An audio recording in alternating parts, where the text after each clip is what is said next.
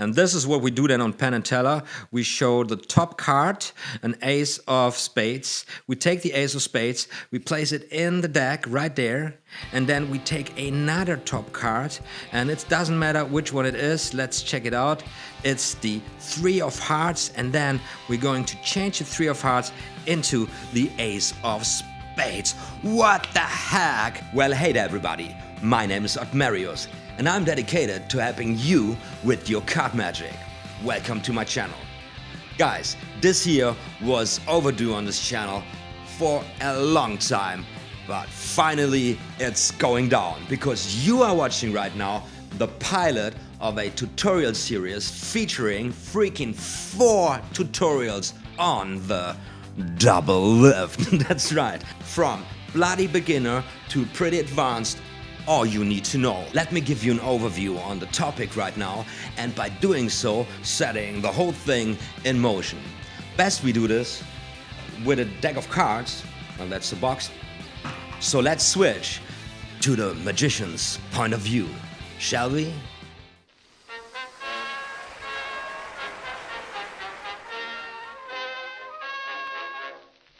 Alright then guys, from the very beginning, talking about the double lift. Please note, lifting up 2 cards from the top of the deck as one, by definition, is called a double lift. Turning 2 cards over as one at the top of the deck is called a double turnover. Sounds reasonable, right? However, you will find this terminology very often confused. A lot of people are talking about a double lift, but actually are referring to a double turnover. And this is not only happening here on YouTube. You find this also in magic books. Yeah, also books sometimes suck. As an autodidact and non-native English speaker, I stumbled over this quite a lot in English literature. Thanks to Aaron Fisher, this came to my attention because Aaron Fisher uploaded a video here quite a while ago on YouTube talking in detail about the difference and the need to distinguish between the actual double lift and the double turnover. And this helped me a lot, getting so much better with my overall handling when it comes to creating this beautiful illusion of holding only or working only, showing only 1 card, but actually holding 2 or 3 or even 4 cards. Please check the info cards to find this video of Aaron talking about this. I will also link this in the description of this video. Now, when it comes to the double lift, respectively double turnover, guys, there are a lot of options, a lot of methods or techniques out there to choose from.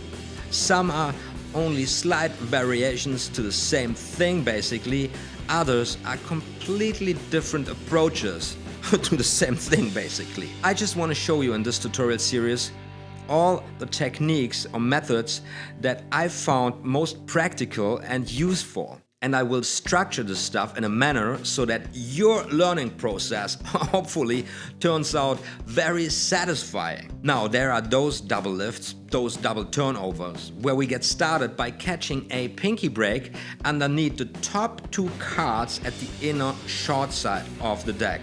From where we then, yes, of course, lift up the 2 cards as one, respectively, turning them over.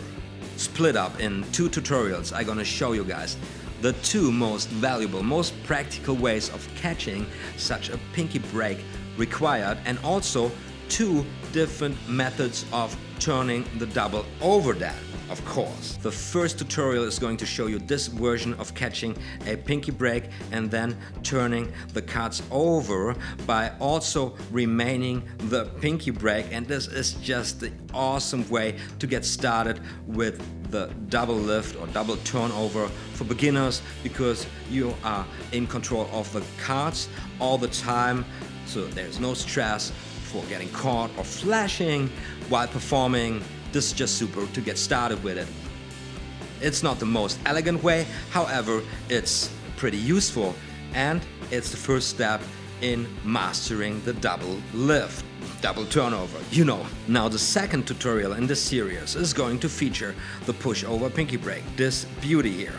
And I'm also going to show you how to turn the double over like the pages of a book. And guys, this is already a lot of working material. This might very well be all you ever need. However, we're not gonna stop there. It's getting better, you know, the party just gets started. In the third tutorial, I'm gonna introduce you guys to the strike double turnover, which cuts all the catching a pinky break trouble, you know. Who needs a pinky break if you can go straight into the action of turning the double over? By the way, this is the first double turnover I've learned, which was stupid because eventually I had to go back in my learning process in order to study the pinky break, because sometimes, you know, sometimes you get shaky fingers, sweaty fingers. Maybe you're getting nervous because you're bumming, or you're actually getting nervous because you're killing it. Also, that happens. Maybe your blood sugar is too low, or your blood alcohol level, who knows. Anyways, sometimes the strike turnover can be problematic because you're not catching the double, the two cards accurately, and it's always good to have the safety net of being enabled to catch a pinky break, and then, if necessary, really using this safe and secure way of turning the double over just to get through the situation. And sometimes it even helps, you know, that you know when you're performing, like, hey man, you know, I give it a try now, and if I don't catch it, I don't care. I just you know, step back and do the safe one. And finally, God damn it. And finally, in the fourth, and at the time being last tutorial in the series, I want to show you guys how to lift a double from the corners of the deck. Looks something like this. And also in this tutorial, I want to go very much in detail talking about how to actually hold a double naturally, with the lightest touch possible, because catching a double may be with a pinky break at the inner short side, or a strike at the right long side, or from the corners. That is one thing, and that was a triple. Also, that happens sometimes. Anyways, catching the double is one thing. Handling the double, holding the double, is another thing. And I really want to, you know, talk about some subtleties, how you hold the cards with a light touch, making it look pretty natural and innocent, although you're holding actually two cards, you know? That's coming up in the fourth, and at the time being last tutorial in this series. Maybe one fine day, you and me becoming so super awesome with our double lifts, with our double turnovers, you know, this is easy peasy stuff to us, and we're getting bored, and then together we might challenge the push-over double lift, a double lift so innocent, so pure, it would fool even Vernon. Although that's quite impossible, I guess, because Vernon is dead. It's a dead man, and you can't fool a dead man. But maybe we fool Penn and Teller, and they are so easy to fool, aren't they? No, I don't think you can fool Penn and Teller with a double lift. Not anymore. I think they know about it. But anyways, the double lift is super essential to card magic, or the double turnover. I'm sorry, you see, I'm confusing those terms myself. It's so essential to card magic, and it's really a long way ahead, and this will change in your hands over years. Trust me, and you will be thankful to have different options to go for in your performances. But also there's going to be this specific challenge of, you know, mastering a double turnover that is just so crazy clean, you know, so good. You wanna pull off the best double lift of all them double turnovers. Man, I'm talking such a bullshit right now, but I don't care. And now pick a card, any card. It really doesn't matter which one it is. Go ahead, pick a card. Do it. What are you waiting for? Christmas. And there you have it. That's what's coming up. Guys, you should be so teased by now. You're probably already smashing all them engagement options YouTube offers, right?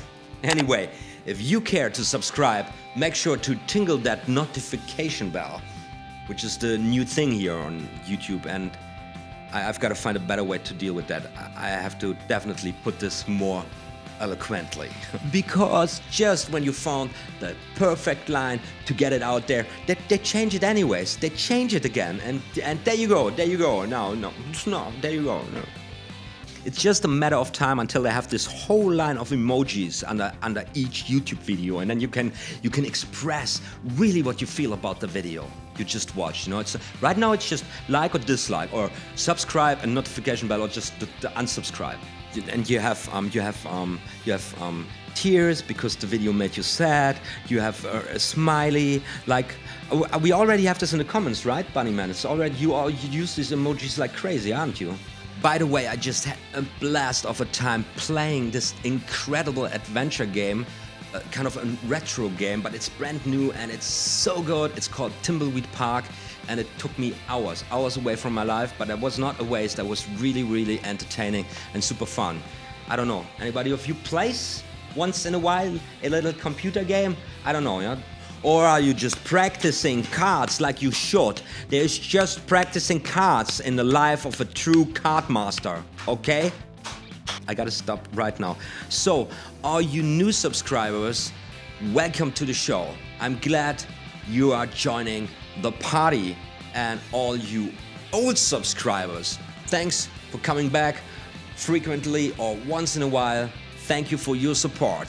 You are awesome. And now, get a deck of cards out and start practicing.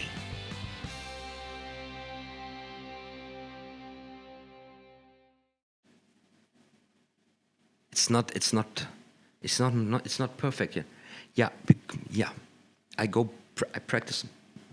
Yeah, I practice now myself because I need to improve my double lift.